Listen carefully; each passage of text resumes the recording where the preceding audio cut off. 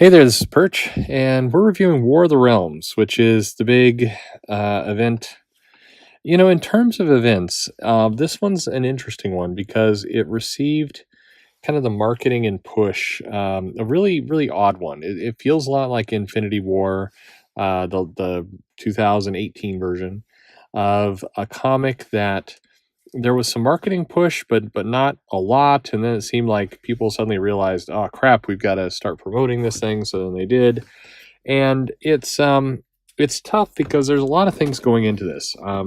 Jason Aaron, the writer, Russell Dauterman, Matt Wilson, very good team, I think.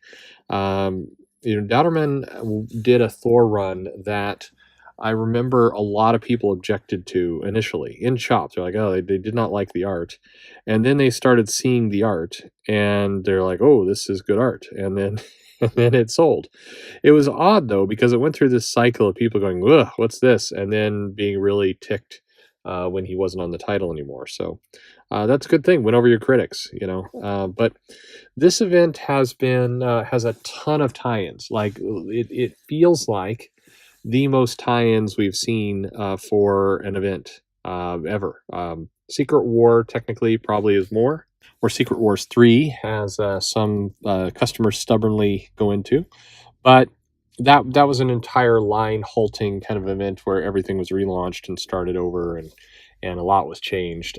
War of the Realms is not that. It's kind of snuck up on us a little bit, and yet at the same time it hasn't. Jason Aaron has been building this story in Thor for going on 5+ years, and it's got a lot of backstory, which is also kind of a problem. We'll get into why, but kind of an odd event. Just a lot of hype from the writer, a lot of build for it, not a lot of hype from the company, and then suddenly some hype, and then just a glut of tie-ins and titles, just a ridiculous amount. It's become kind of the poster child for excess, and it just so happens to be going on as this other Spider-Man Hunted, which is another event that did not get billed as an event, but has also picked up a ton of steam in terms of sales. I mean, that one is outselling, at least in week one, outsold War of the Realms, and so it's going to be an interesting race. When all is said and done, the War of the Realms core event series is going to have higher numbers, but my feeling is that the Hunted storyline is going to wind up being the one that's remembered a little bit more and probably lives on a little bit longer. Which again is a shame. There's nothing wrong with Jason Aaron. He does good work. Really big world building, huge stuff. So comic starts out, we get some maps, we get some kind of basic story of what's going on, and then we're right into kind of the here are the people we're going to be dealing with. We got the Asgardians, we got the heroes of Midgard, we got Malekith's forces, and it's an odd it's an odd grouping here, but that's okay. Got a little bit of everybody, mostly core Avengers characters and kind of some tie-ons. Punisher is there with kind of I'm pooping face there on the first page. I'm not sure. Well, whatever, whatever goes on. So we get we're over in Asgard, and Asgard is this is one of those things that I think Marvel's kind of done that hasn't necessarily resonated with the rest of the comics. People think Asgard and Thor, and kind of in their memories, they remember it. It was this faraway place, and then for some reason it was crashed down in Oklahoma, and then there was siege and the Sentry and stuff blowing up, and then some people died. Like, didn't Thor die? But not really. And then here's Asgard. It's returned to the heavens, and it's a shadow of what it's been. And if you've been reading Aaron's storyline, then this makes a lot more sense. You've got some of the backstory, but if you haven't been reading it, then this comic, the problem is it kind of loses some of its weight because you're just, some stuff's going on. Elves show up, and bad things happen to old Odin, and then we're back in Midgard. Thor's hanging out, and here's Loki, and Thor and Loki have kind of a back and forth, and basically the War of the Realms can't be stopped. It's on, and we're going to try and take Thor off the board, and this event kicks off. So that one thing to note here is that we're just like a handful of pages in here, and we are off to the races. So there's very little Like, it's not like some of the decompressed events in the past where there's a lot of setup. This one is, we're really quickly getting the two core players, Odin and Thor, into the respective positions, and then we're going right into here's a battle, and Spider-Man swings in, and he meets Freya, and there's some kind of fight going on, and we get some jokes about Spider-Man's name, and then we see the heroes are hanging out, and then war. And what's interesting here is that this war is very similar to if you think about Secret Invasion, where there's like some scroll shenanigans, and they're hiding, and a long build, and then suddenly like all the scrolls show up in New York all at once and start smashing stuff. And that's kind of it really reminds you of that, and that's probably not a good thing when all is said and done, that suddenly we've got a bunch of fights and the characters are shooting, and here's the Punisher and Daredevil, and we got a lot of street level heroes, and just all hell is breaking loose, and battle, and that's what's going on. So, and then we see more Malekith's forces that are, okay, here's Ulrich the Troll and Curse and the Enchantress and the CEO guy who nobody likes, and here's Malekith himself, and he's going to go right up against Captain America and the Avengers, and they're standing off.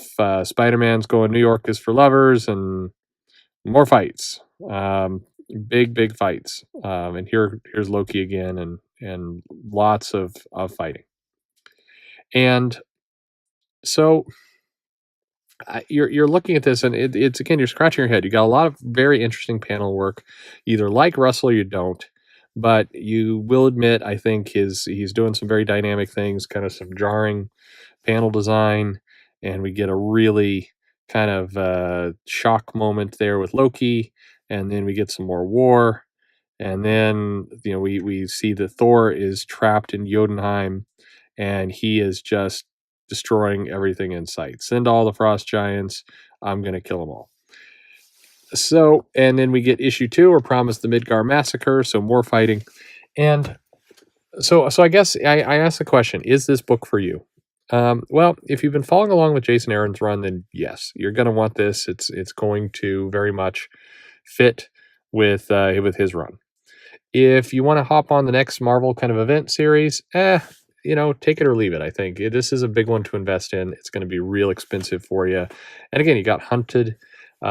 You've got an X-Men event coming up, and then you have promised another event in the fall and winter. So there'll be plenty of events for you. Don't you worry. There will be plenty.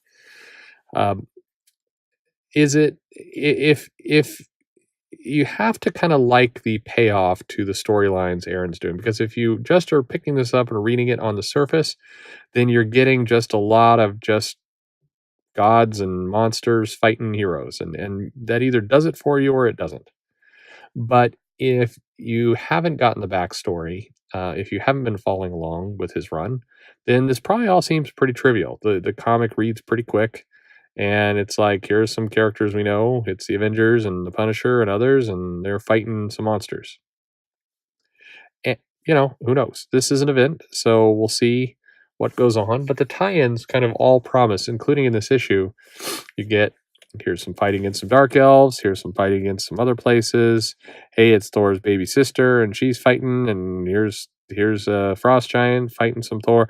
This is going to be a series that with fighting. Okay, 6 issues. It is what it is. Maybe we're going to get a issue 3 and 4 where things really go south, and then the heroes have to climb back up. But if you like kind of widescreen action fighting, and don't skimp on the, just keep the plot out of there, let's just fight, then you'll get it. If you're interested in kind of behind the scenes, the director's cut version is got a lot for you. It's got all the variant covers. It's got some pretty nice stuff. It's got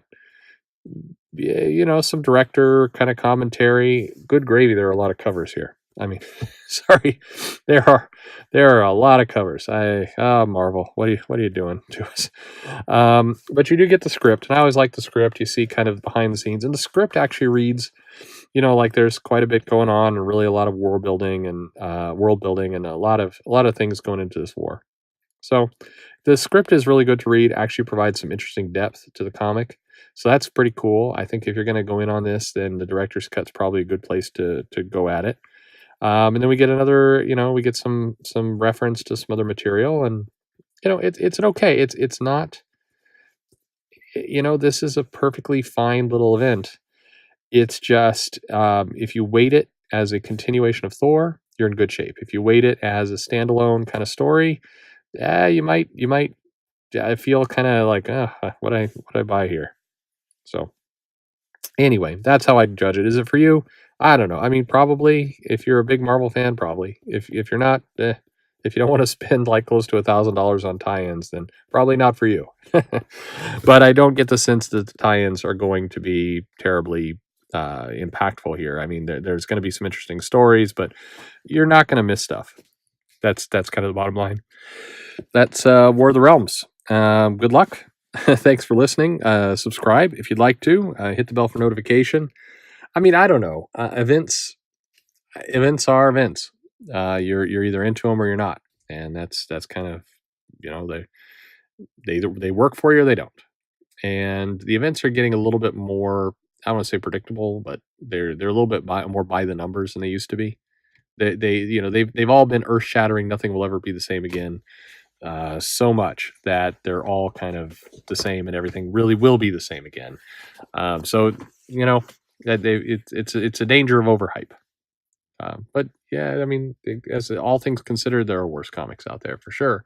This one will give you an interesting read, and really some gorgeous art if you're into this, into Russell, and some nice coloring. Good, nice put together package. Just it's a battle book.